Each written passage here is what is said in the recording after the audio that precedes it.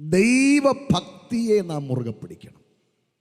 ദൈവഭക്തി. ഇന്ന് രാത്രിയിലും എൻ്റെ ദൈവത്തെങ്കിലുള്ള ഭക്തിയെ ഞാൻ മുറുകെ പിടിക്കുന്നെന്ന് പ്രാഗൽഭ്യമുള്ളവർക്കായിട്ട് സ്തോത്രം ചെയ്യുന്നു. എല്ലാം കൈവിട്ടു പോയാലും, സാഹചര്യങ്ങളെല്ലാം നിനക്കെതിരായാലും, ദൈവവൈതലേ, ദൈവഭക്തിയിൽ നിന്നും പിടിവിടരുത്. ദൈവത്തെങ്കിലുള്ള ഭക്തി ഇന്ന് രാത്രി മുറുകെ പിടിച്ചോണം. അതാ നമ്മെ അവിടെ കൊണ്ടെത്തിക്കുന്നത്. ദൈവഭക്തിയെ മുറുകെ പിടിക്കണം. യോബിന്റെ പുസ്തകം 2-ാം അധ്യായത്തിന്റെ 3-ാമത്തെ വചനമാണ്. ഒന്നുകൊണ്ട് വായിച്ചു. പിന്നെയും ഒരു ദിവസം ദൈവപുത്രന്മാർ യഹോവയുടെ സന്നിധി നിൽപ്പാൻ ചെന്നു.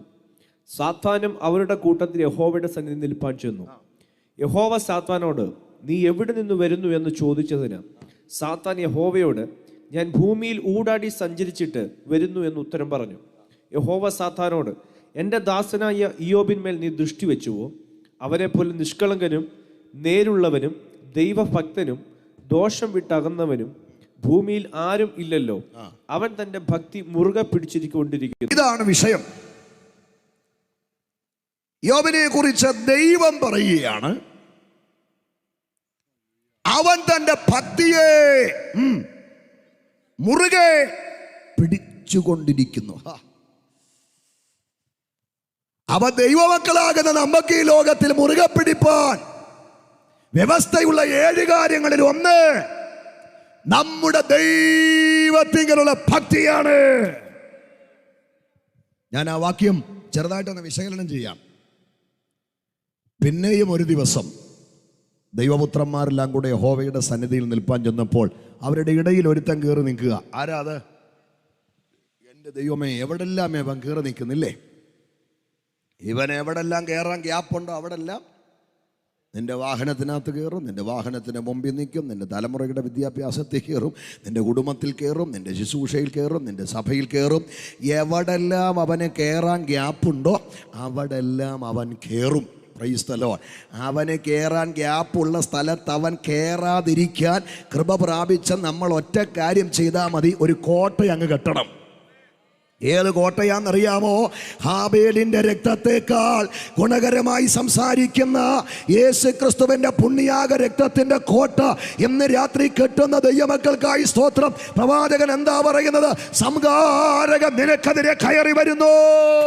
കോട്ട കാത്തുകൊള്ളുക, അരമുറുക്കുക, നിന്നെ തന്നെ നല്ലവണ്ണം ശക്തീകരിക്കുക. രാത്രി തലമുറകളുടെ ഭാവി മണ്ഡലങ്ങളെ രക്തത്തിൽ മറച്ചു പ്രാർത്ഥിച്ചോ. കുടുംബ ജീവിതത്തെ രക്തത്തിൽ മറച്ചു പ്രാർത്ഥിച്ചോ. വാഹനത്തെയും യാത്രകളെയും രക്തത്തിൽ മുദ്രയിട്ട് പ്രാർത്ഥിച്ചോ. പിശാച് ഭയന്ന് വിറയ്ക്കുന്ന ഒന്നാണ് യേശു ക്രിസ്തുവിന്റെ രക്തം. ഓ കൃപ കൃപ കൃപ കൃപ കൃപ കൃപ കൃപ. ശത്രു ഒരുക്കുന്ന അനർത്ഥങ്ങൾ മാറിപ്പോക. തലമുറകളുടെ ഭാവിക്കെതിരെ ശത്രു ഒരുക്കുന്ന കുരുക്കുകൾ മാറിപ്പോക. തലമുറകളുടെ ഭാവി മണ്ഡലങ്ങൾക്കെതിരെ ശത്രു വെച്ച വിലങ്ങതടികൾ തകർന്നു പോക. ഇന്ന് രാത്രി നിന്നെയും നിനക്കുള്ളതിനെയും രക്തത്തിൽ മറച്ചു പ്രാർത്ഥിച്ചോ. അറുക്കപ്പെട്ട കുഞ്ഞാടിന്റെ ചോരയിൽ പൊതിഞ്ഞിരിക്കുന്ന ഒറ്റ ഇസ്രായേൽ മക്കളെ നോക്കി ഒരു നായ പോലും നാവനക്കില്ലെന്ന വചനം. ഒരന്ധകാര മണ്ഡലങ്ങൾക്കും വാ തുറക്കാൻ പറ്റാത്ത വിധത്തിൽ, നിന്റെ പരിസരത്തെത്താൻ പറ്റാത്ത വിധത്തിൽ നിന്നെ പ്രൊട്ടക്ട് ചെയ്ത് സംരക്ഷിക്കാൻ യേശു ക്രിസ്തുവിന്റെ രക്തത്തിന് ശക്തിയുണ്ട്. ഗ്ലോറി. ചിലർ ചോദിക്കും, രക്തം കൊണ്ട് അങ്ങനെ മുദ്ര വെക്കുന്നേ അല്ലേ? അത് പാപത്തിന് ശുദ്ധീകരണമല്ലേ? നിങ്ങൾക്ക് ശുദ്ധീകരണമായിരിക്കാം, ഞാൻ മുദ്ര വെക്കുന്നുണ്ട്. ആമേൻ. അതിൻ്റെ സംരക്ഷണം ഞാൻ അനുഭവിച്ചിട്ടുണ്ട്. തർക്കിക്കാൻ ഞാനില്ല. ഇത് തർക്കിക്കാനുള്ള കാര്യമല്ലല്ലോ. ഹല്ലേലൂയ. പിന്നെയും ഒരിക്കൽ ദൈവപുത്രന്മാരെല്ലാം യഹോവയുടെ സന്നിധിയിൽ നിൽപ്പാൻ ചെന്നപ്പോൾ അവരുടെ ഇടയിൽ ഒരുത്തൻ നിൽക്കുക. ആരാണ്? വേഗം അത് പറഞ്ഞേ. ഇവിടെ എനിക്ക് നിത്യജീവനെ കുറിച്ച് ഒരു കാര്യം പറയണം. ദൈവപുത്രന്മാർക്കൊപ്പം നിൽക്കുന്ന സാത്താനോട് ദൈവം 2 ചോദ്യം ചോദിച്ചു. ആ 2ാമത്തെ ചോദ്യം എന്നോട് ഉള്ള ബന്ധത്തിൽ എനിക്ക് വേണ്ടി ചോദിച്ചതാണെന്നും പറഞ്ഞ 2ാമത്തെ ചോദ്യം ഞാൻ നെഞ്ചോട് ചേർത്തങ്ങ് വെക്കുക. നിങ്ങളും ആ 2ാമത്തെ ചോദ്യം നെഞ്ചോട് ചേർത്ത് വെച്ചോണം. പിശാചിൻ്റെ അടിത്തറ ഇളക്കുന്ന 2 ചോദ്യമാണ് ചോദിച്ചത്. ചോദ്യം 1, നീ എവിടെ നിന്നാ വരുന്നേ? പിശാചിൻ്റെ ഉൽപ്പത്തി അറിയാവുന്ന തമ്പുരാൻ അവനോട് ചോദിക്കാം, നീ ഉടനെ അവൻ്റെ മറുപടി എന്നാ, ഞാൻ മുഴുവൻ ഓടാടി. നമ്മുടെ ആശാരൂശയുടെ ഭാഷയിൽ പറഞ്ഞാൽ 5 വൻകരകളിലും അടിച്ച് മിന്നിട്ട് വരിക.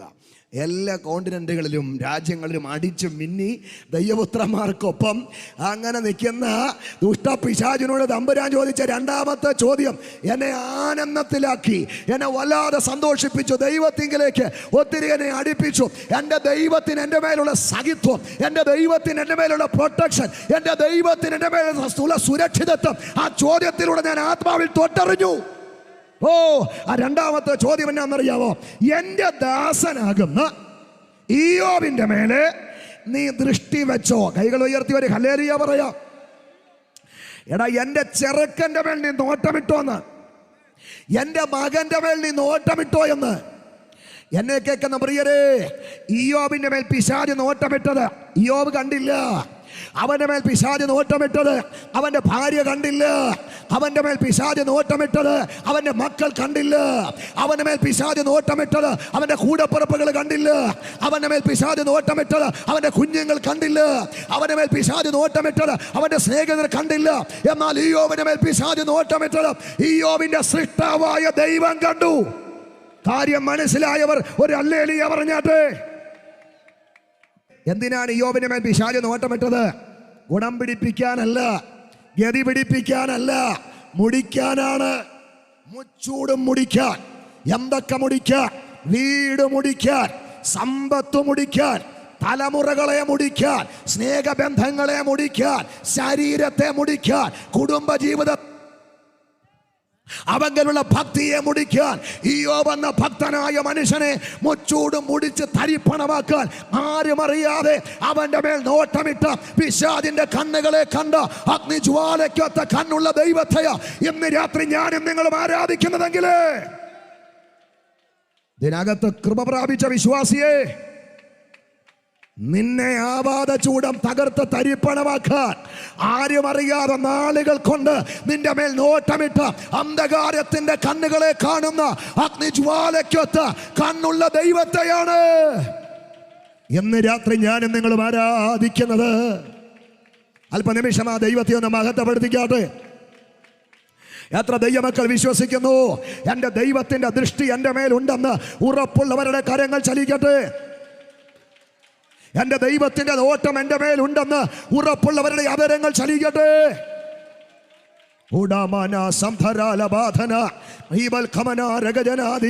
നിന്റെ ശുശ്രൂഷയെ തകർക്കാൻ, നിന്റെ യാത്രകളെ തകർക്കാൻ, നിന്റെ നിയമനത്തെ തകർക്കാൻ, നിന്റെ നിയോഗത്തെ തകർക്കാൻ, നിന്റെ നിലവാരത്തെ തകർക്കാൻ നിന്റെ മേൽ നോട്ടമിട്ട പിശാചിന്റെ കണ്ണുകളെ വ്യക്തമായി കാണുന്ന അഗ്നിജ്വാലയ്ക്കൊത്ത കണ്ണുള്ള ദൈവമാ ഈ രാത്രി നിന്റെ ദൈവം. നമ്മെ നന്നായി അവിടെ നിന്ന് കാണുന്നുണ്ട്. ഇരിക്കുന്നത്, എഴുന്നേക്കുന്നത്, പോകുന്നത്, വരുന്നത്, ഗമനമാഗമനമെല്ലാം അവൻ കാണുന്നുണ്ട്. തങ്കൽ ഏകാഗ്രത ചിത്തരായിരിക്കുന്നവർക്ക് തന്നെത്താൻ ബലവാനെന്ന് കാണിക്കേണ്ടതിന് അവന്റെ കണ്ണ് തൻ്റെ ഭക്തന്മാരുടെ മേലുണ്ട്.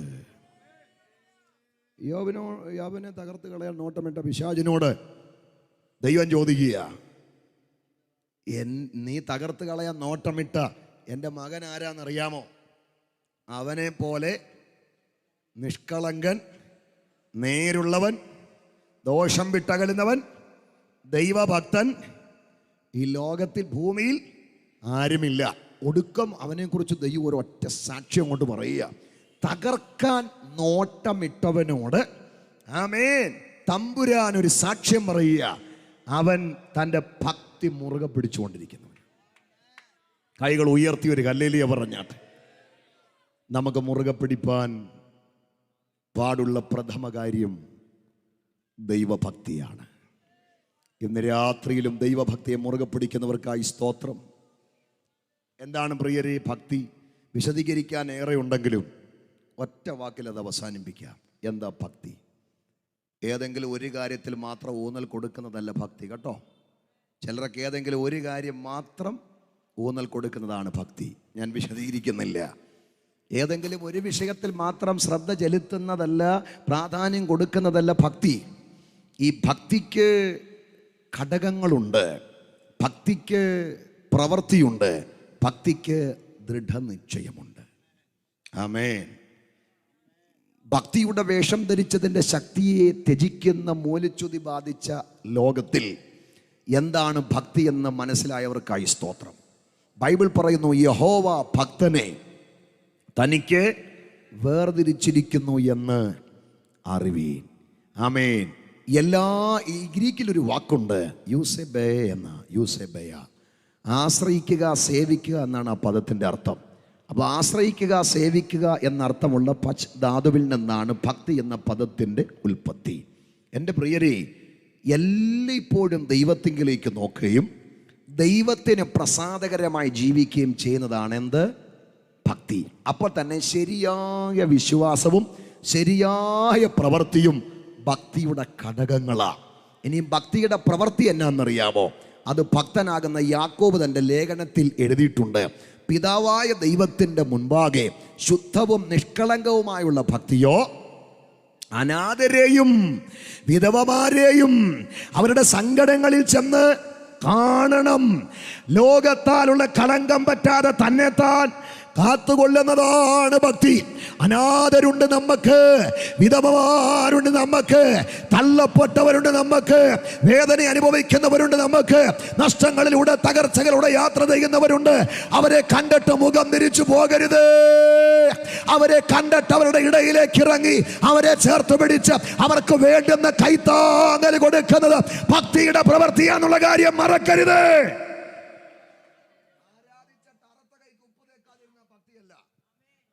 പങ്കുവെക്കൽ ഭക്തിയുടെ പ്രവൃത്തിയാണ്, വിശദീകരിക്കുന്നില്ല. ആമേൻ. നീ ഭക്തിയുടെ ദൃഢനിശ്ചയം എന്താണെന്നറിയാമോ?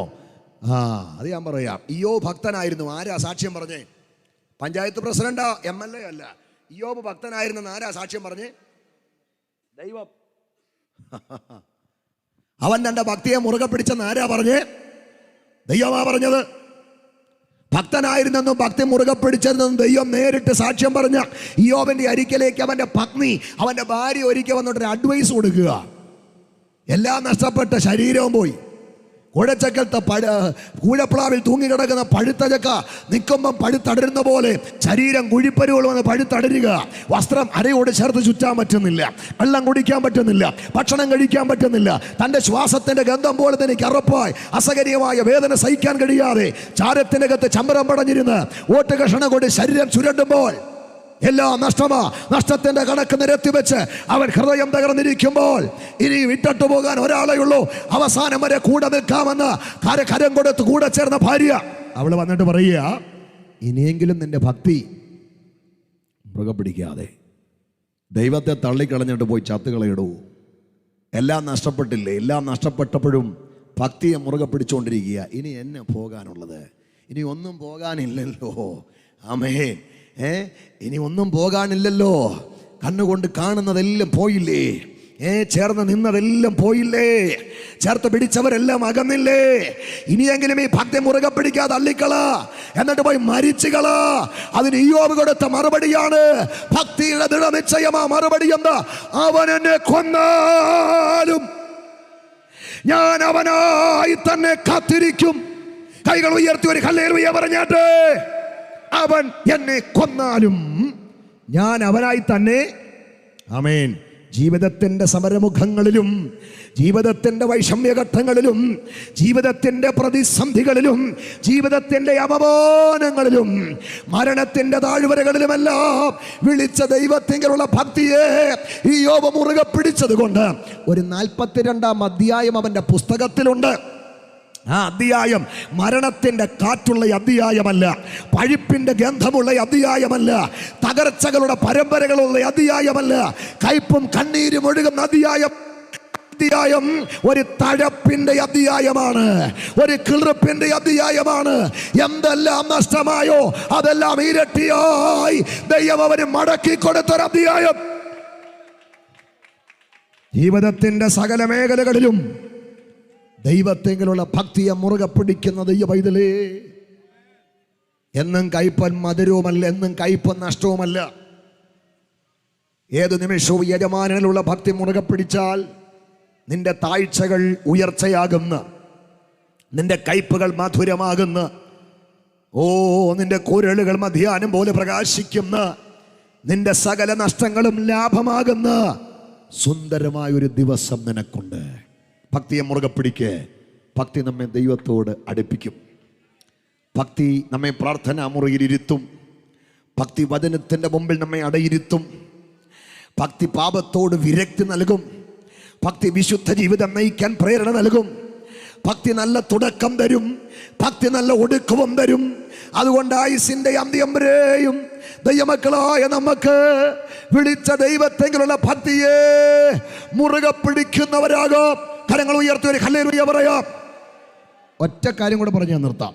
മുറുകെ പിടിക്കേണ്ട 7 കാര്യങ്ങളിൽ ഒരു കാര്യം കൂടെ പറയാം. അപ്പോൾ രണ്ടും സമമാവുമല്ലോ അല്ലേ?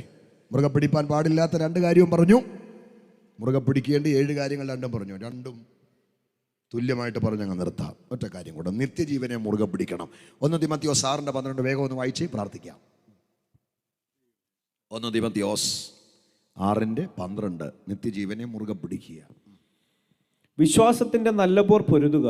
തൻ്റെ വാത്സല്യ മകനായ തിമോത്തിയോസിനോട് ജീവിതത്തിന്റെ അന്ത്യ നിമിഷങ്ങളിൽ തൻ്റെ ആത്മീയ പിതാവാകുന്ന പൗലോസ് ഓർപ്പിക്കുക, മോനെ വിശ്വാസത്തിന്റെ നല്ല പോർ പൊരുതുക. കാര്യം അലക്സാണ്ടർ, ഉമനിയോസ് തുടങ്ങിയ മഹാരഥന്മാരുടെ വിശ്വാസത്തിന്റെ കപ്പല് തകർന്നുടഞ്ഞുപോയ സാഗരത്തിലാണ് നിന്റെ ചെറുപടക് നീ തുഴയുന്നത്. അതുകൊണ്ട് വിശ്വാസത്തിന്റെ നല്ല പോർ പൊരുതുക. നിത്യജീവനെ പിടിച്ചുകൊള്ളുക. പൗലോസ് തൻ്റെ അവസാന നിമിഷങ്ങളിൽ തൻ്റെ മകനായ തിമോത്തിയോസിനെ പ്രബോധിപ്പിക്കുകയാണ്.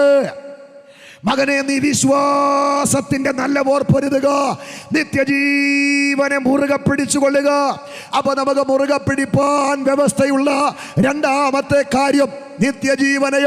ഇന്ന് രാത്രിയിലും നിത്യജീവനെ മുറുകെ പിടിക്കുന്നവർ കരങ്ങൾ ഉയർത്തി കർത്താവിനെ ഒന്ന് മഹത്വപ്പെടുത്താം. ആമേൻ.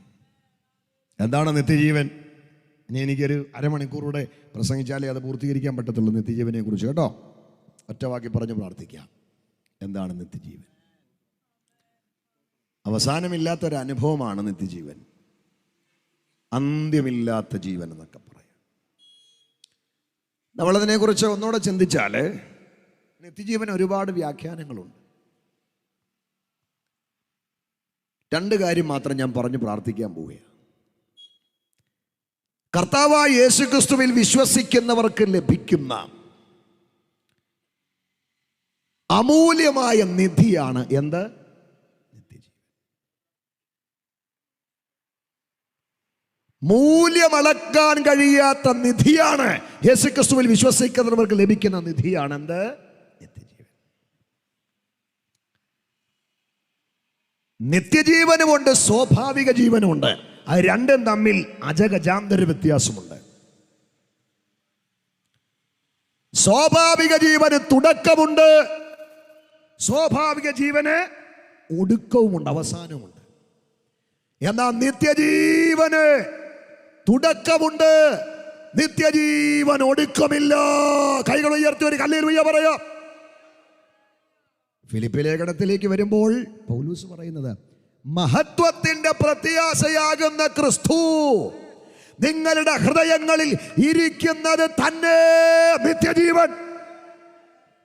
നിത്യജീവന് തുടക്കമുണ്ട്, നിത്യജീവന് ഒടുക്കമില്ല. സ്വാഭാവിക ജീവന് തുടക്കമുണ്ട്, സ്വാഭാവിക ജീവന് അവസാനമുണ്ട്.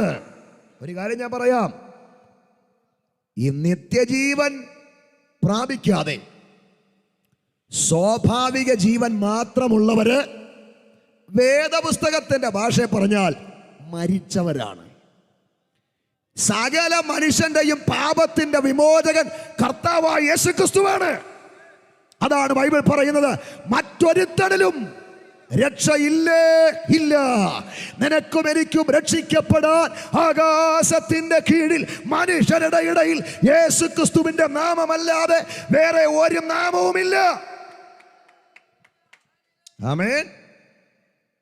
ആ യേശുക്രിസ്തുവിനെ രക്ഷകനും നാഥനുമായി സ്വീകരിക്കാത്ത സകല മനുഷ്യരും മരിച്ചവരാ. അതാ ഞാൻ പറഞ്ഞത്, നിത്യജീവനാകുന്ന ക്രിസ്തുവിനെ പ്രാപിക്കാതെ സ്വാഭാവിക ജീവനിൽ മാത്രം കഴിയുന്നവർ വേദപുസ്തകത്തിന്റെ ഭാഷയിൽ മരിച്ചവരാ. എങ്ങനെ മരിച്ചവരാണ്?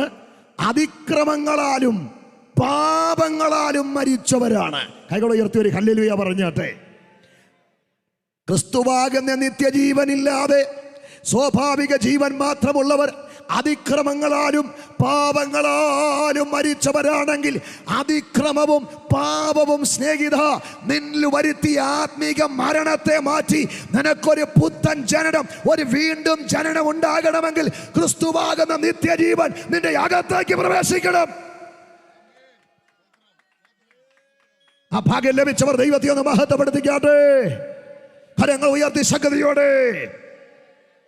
ഞങ്ങളൊക്കെ ഒരു കാലത്ത് നിത്യജീവനാകുന്ന കർത്താവില്ലാതെ അതിക്രമങ്ങളാലും പാപങ്ങളാലും മരിച്ചവരായിരുന്നു.